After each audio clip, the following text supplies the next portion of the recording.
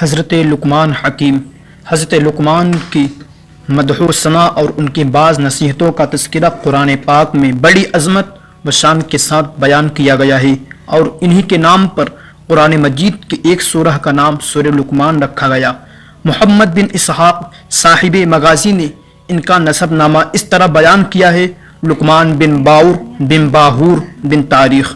یہ تاریخ وہی ہے جو حضرت ابراہیم خلیل اللہ علیہ السلام کے والد ہیں، اور مورخین نے فرمایا ہے کہ حضرت ایوب علیہ السلام کے بھانجے تھے، اور بعض کا قول ہے کہ آپ حضرت ایوب علیہ السلام کے خالہ زاد بھائی تھے۔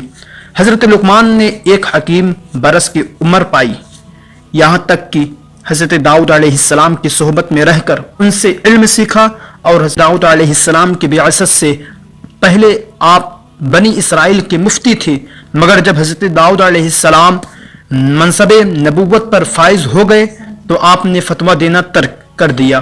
اور بعض کتابوں میں لکھا ہے کہ حضرت لقمان نے فرمایا ہے کہ میں نے 4000 نبیوں کی خدمت میں حاضری دی ہے، اور ان پیغمبروں کے مقدس کلاموں میں سے 8 باتوں کو میں نے چن کر یاد کر لیا ہے، جو یہ ہے: نمبر 1، جب تم نماز پڑھو تو دل کی حفاظت کرو۔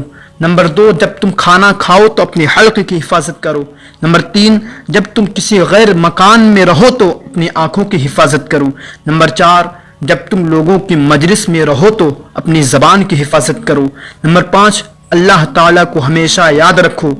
نمبر 6، اپنی موت کو ہمیشہ یاد کرتے رہا کرو۔ نمبر 7، اپنے احسانوں کو بھلا دو۔ نمبر 8، دوسروں کے ظلم کو فراموش کر دو۔ حضرت اکرمہ اور امام شابی کے سوا جمہور علماء کا یہی قول ہے کہ آپ نبی نہیں تھے، بلکہ آپ حکیم تھے، اور بنی اسرائیل کے نہایت ہی بلند مرتبہ صاحب ایمان اور بہت ہی نامور مرد صالح تھے، اور اللہ تعالیٰ نے آپ کے سینے کو حکمتوں کا خزینہ بنا دیا تھا۔ قرآن مجید میں ہے: وَلَقَدْ آتَيْنَا لُقْمَانَ الْحِكْمَةَ أَنِ اشْكُرْ لِلَّهِ وَمَنْ يَشْكُرْ فَإِنَّمَا يَشْكُرُ لِنَفْسِهِ وَمَنْ كَفَرَ فَإِنَّ اللَّهَ غَنِيٌّ حَمِيدٌ۔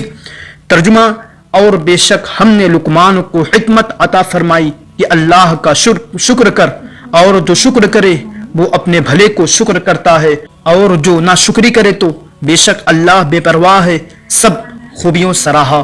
حضرت لقمان عمر بھر لوگوں کو نصیحتیں فرماتے رہے۔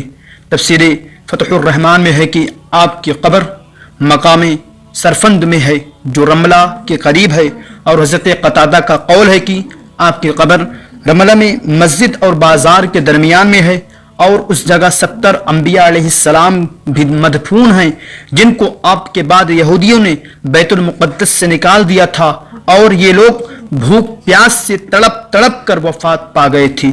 آپ کی قبر پر ایک بلند نشان ہے، اور لوگ اس قبر کی زیارت کے لیے دور دور سے آیا کرتے ہیں۔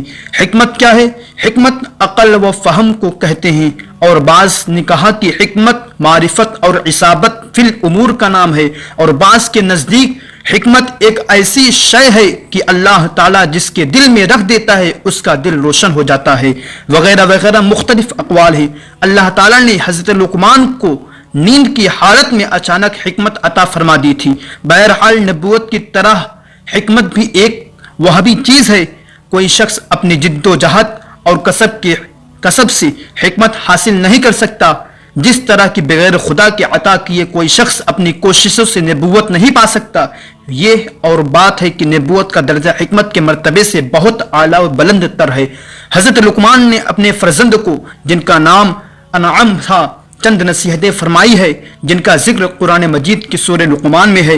ان کے علاوہ اور بھی بہت سی دوسری نصیحتیں آپ نے فرمائی جو تفاسیر کی کتابوں میں مذکور ہیں۔ مشہور ہے کہ آپ درزی کا پیشہ کرتے تھے، اور بعض نے کہا کہ آپ بکریاں چراتے تھے۔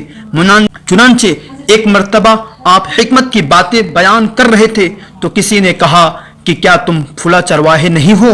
تو آپ نے فرمایا کہ کیوں نہیں، میں یقیناً وہی چرواہا ہوں۔